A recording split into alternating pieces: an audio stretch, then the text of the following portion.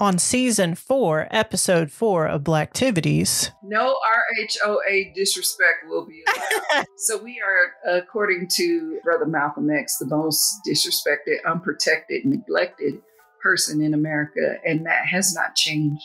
And so what we're seeing is, I believe we're seeing it perpetuated on the national TV. And what saddens me is that there's folks who have never encountered a Black woman, but that's their perspective of who we are. You angry if you telling the truth. So when somebody says sassy, we're using that in a different way in our community. But when somebody outside of our community says, oh, you're quite sassy, aren't you?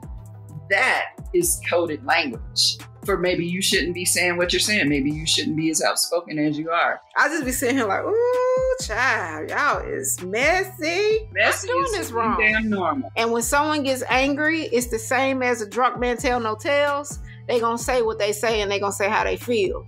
Exactly. And then her being counsel behind that, I agree with them. It's time for you to go sit down somewhere. You cannot call Black women animal references when we have been dehumanized so much. There's this part of me like, I love Meg's song Savage, but what's behind it, the history behind it, messes with my head. How has reality TV and social media affected the next generation?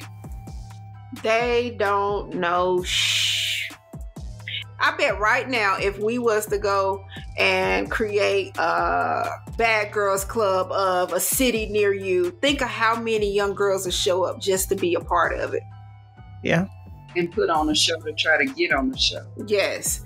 And then let's say if we created an organization where we're shedding light and providing resources to Black young women, you think that'll be the same turnout? I said, Miss Ma'am, do you really think people do that in real life? You might as well just Vaseline your face up and take your earrings off, because we know where that's going. The criticism will always be there for us as Black women. We need to own our greatness and not shy away from it because it's no longer popular. I'm calling the culture to demand more authentic and multifaceted representation of Black women. New episodes released every Monday in February. Subscribe in Apple Podcasts or wherever you're listening.